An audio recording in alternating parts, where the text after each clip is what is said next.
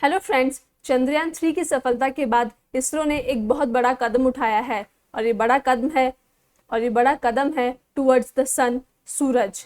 India ने अपना पहला सोलर मिशन लॉन्च किया है जिसका नाम है आदित्य L1 और जिसका मकसद है टू स्टडी सन। आज के वीडियो में हम डिस्कस करेंगे what is Aditya L1 mission, ये किस प्रकार अर्थ से निकल के सन तक पहुंचेगा।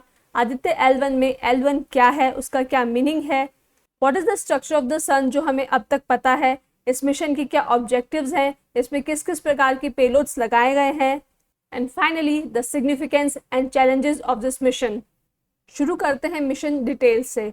चंद्रयान 3 के बाद इंडियन स्पेस की जो जर्नी है it continues. Aditya L1 ISRO का second space based astronomy mission है। The first one was Astrosat for studying the scientific expedition of the sun. ISRO India की स्पेस एजेंसी है, इसका फुल फॉर्म है Indian space and research organisation. इसके chairperson है S Somnath. इस mission को लॉन्च किया गया था 2 सितंबर को from Satish Dhawan space centre, Sriharikota, Andhra Pradesh. It is expected to reach near sun's orbit on 12 January 2024, that means after 4 months। इस मिशन की लाइफ है 5 years, दैट मीन्स सन पे पहुंचने के बाद ये 5 साल तक सन की हेलो ऑर्बिट में रहेगा। लॉन्च व्हीकल आदित्य L1 को लॉन्च किया गया है using PSLV C57। PSLV stands for polar satellite launch vehicle. ये PSLV का 59th फ्लाइट है और 25th मिशन है of the PSLV extra large configuration. Location that means Aditya L1 की लोकेशन कहाँ होगी around the sun. It will be located at the Lagrange point L1 which is in the halo orbit between earth and sun system. ये earth से 1.5 million kilometre दूर होगी, जो कि सन और अर्थ के डिस्टेंस का सिर्फ 1% है और अर्थ और मून के डिस्टेंस का 5 गुना है। ये मिशन इंडिया का टोटली इंडिजिनस मिशन है, पूरी तरह से इंडिया में बनाया गया है in collaboration with Indian institute of astrophysics Bengaluru, inter university centre for astronomy and astrophysics Pune, Indian institute of science education and research Kolkata. India में union minister of state for science and technology है Jitendra Singh. Now this image shows the trajectory of Aditya L1. Trajectory means किस प्रकार Aditya L1 अर्थ से सन तक पहुंचेगा। This is a mother earth. यहाँ से Aditya L1 को लॉन्च किया गया है। Now it will revolve around earth in this trajectory, in this orbit, और फाइनली ये अर्थ की ग्रेविटेशनल पुल से निकल करके क्रूज फेज से होते हुए सन की नज़दीकी हेलो ऑर्बिट में पहुंचेगा एंड अपने आप को L1 पॉइंट पे स्टैब्लिश करने की कोशिश करेगा। Now what is this L1 or Lagrange point 1? You can see the sun और इसके around L1, L2, L3, L4, L5 कुछ 5 ऐसे पॉइंट्स हैं which lies between Earth and Sun. This is the L1 point between Earth and Sun और Aditya L1 यहीं पे establish होगा। इन points की खास बात ये है कि अर्थ और सन के बीच में इस प्रकार पोजिशन है जहाँ से दोनों ही प्लैनेटरी बॉडीज के gravitational forces enhance regions of attraction और रिपल्जन प्रोड्यूस करते हैं। अट्रैक्शन मीन्स अपनी तरफ आकर्षित करना, पुल करना। रिपल्जन मीन्स अपने से दूर करना, पुल करना। इसका दूसरा एडवांटेज है इस पोजीशन में स्पेसक्राफ्ट काफ़ी कम फ्यूल कंज्यूम करता है। And the most important advantage is यहाँ पे अर्थ कंटिन्यूसली सन को ऑब्जर्व कर सकता है without any eclipse. Eclipse means ग्रहण। इसके अलावा L1 point is home of the solar and heliospheric observatory satellite SOHO, which is a combination of NASA and ESA. NASA stands for National Aeronautics and Space Administration and ESA stands for European Space Agency. तो America और Europe की joint observatory satellite भी L1 point पे established है। Now let us understand the structure of sun. Outermost part is known as corona, not COVID वाला corona. ये sun की uppermost layer है, it is called corona. Corona के नीचे जो लेयर है it is called chromosphere और एग्जैक्टली जो सन की बाउंड्री है, सन की जो आउटर लाइनिंग है, it is known as photosphere. This is what we see in the atmosphere. और अगर हम सन को डायसेक्ट करते हैं तो just like earth it is also made of core, radiation zone and convection zone. Objectives of the L1 mission to study sun's corona the outermost layer because यहाँ से visible और नियर इंफ्रारेड रेज निकलती है। Study sons photosphere जहाँ से soft and hard X-rays निकलती है। Study the chromosphere जहाँ से अल्ट्रा वायलेट रेज निकलती है।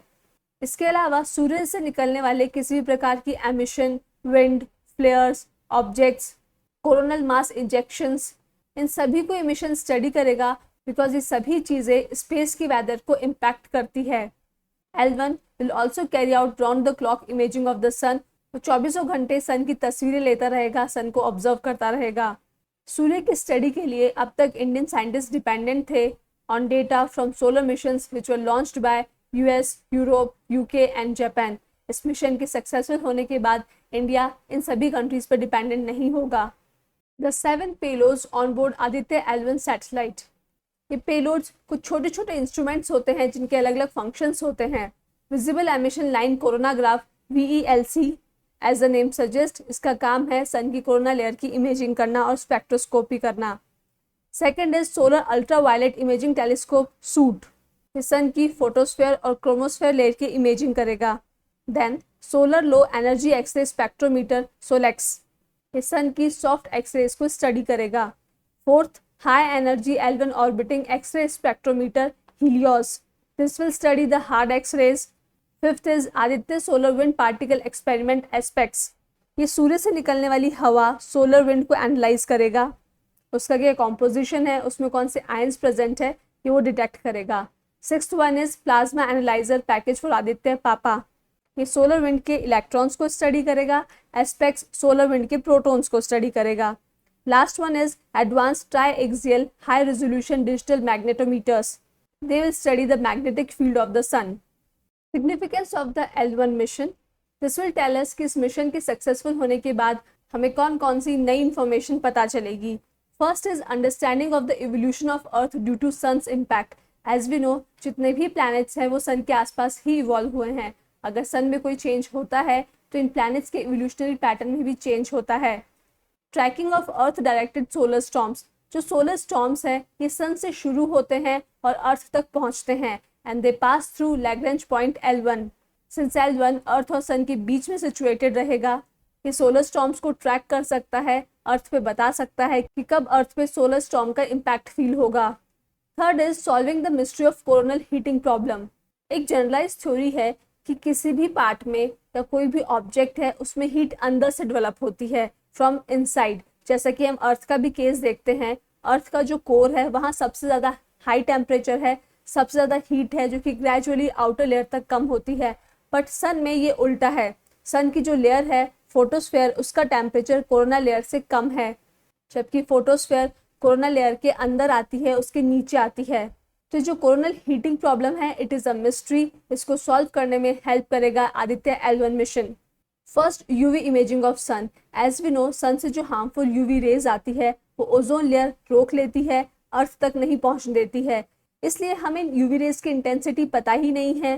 But Aditya L1 will tell us its wavelength and intensity, और ये कहीं ना कहीं हमें हेल्प करेगा to understand the ozone layer problem and bring a new solution.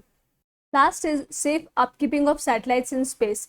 जैसे कि हम जानते हैं स्पेस में सोलर स्टॉर्म्स आते हैं, सूर्य से कुछ ना कुछ पार्टिकल्स या बड़े बड़े मास इजेक्शंस होते हैं जो कि वहाँ पे प्रेजेंट सैटेलाइट्स को हार्म कर सकते हैं, उनके इंस्ट्रूमेंट्स सिस्टम को ख़राब कर सकते हैं, उनकी लाइफ को शॉर्टन कर सकते हैं। और यदि इलेक्ट्रॉनिक्स डैमेज हो जाते हैं तो एक कम्प्लीटली पावर ब्लैकआउट हो जाता है, जिसकी वजह से पूरा स्पेसक्राफ्ट खत्म हो जाता है। तो सोलर वेदर को समझने में जब L1 हेल्प करेगा तो हम सैटेलाइट्स को भी बेहतर तरीके से अपग्रेड कर सकेंगे and they will remain safely in the space orbit. Last is challenges of the Aditya L1 mission. इसका सबसे बड़ा चैलेंज ही है सन और अर्थ के बीच में दूरी। जैसे कि मैंने आपको बताया, आदित्य L1 को चंद्रयान के मुकाबले 5 गुना ज़्यादा ट्रैवल करना पड़ेगा to reach the point L1। Aditya L1 का जो लिक्विड अपोजी मोटर इंजन है वो स्मूथली ऑपरेट करे is a big challenge, because ये बहुत ज़रूरी है for the orbital adjustment manoeuvres of satellites and spacecrafts in the orbit. As we know, sun is very hot, तो उससे बहुत ज़्यादा हाई कोरोनल हीट निकलती है जो कि आदित्य L1 के जो इंस्ट्रूमेंट्स हैं, पेलोड्स हैं, उनके फंक्शनिंग में इंटरफेयर कर सकती है, उन्हें डिस्ट्रॉय करके ब्लैकआउट कर सकती है। सन से भी कुछ ना कुछ इजेक्ट होता ही रहता है, beat storm, flare, wind ejections, और आदित्य L1 में भी कुछ मूविंग कंपोनेंट्स हैं। तो अगर ये फ्लेयर्स और कंपोनेंट्स टकरा गए तो ये कंपोनेंट्स यूजलेस हो जाएंगे। सूर्य की जो साइकिल है, सोलर साइकिल, वो 10 साल से भी ज़्यादा का समय लेती है टू कंप्लीट, जबकि इस मिशन का समय है सिर्फ 5 साल। तो इस मिशन का short duration is a big challenge. तो जीवन में चैलेंजेस तो बहुत आते हैं, बट उन चैलेंजेस से डर करके अगर हम हमारा मिशन ही छोड़ दें, अबॉर्ट कर दें, तो हमने चैलेंजेस से क्या सीखा। तो इसरो से हमें भी इंस्पिरेशन लेना चाहिए to set up high goals, to expect high from us. So students, that is all about Aditya L1 mission. I hope आप लोग को वीडियो पसंद आया हो। Please do not forget to like, share and subscribe. अगर आपको कुछ भी समझ में नहीं आया हो, please ask me in the comment box. Thank you for watching this video. जय हिंद, जय भारत। तो दोस्तों, अगर आप चाहते हो कि ऐसा ही क्वालिटी कंटेंट आपको मिलता रहे जो हेल्प करे आपको आपकी एग्ज़ाम प्रेप में, तो सर्कल में जो गामा का लोगो दिख रहा है उसको क्लिक करें और चैनल को सब्सक्राइब करें। Thank you.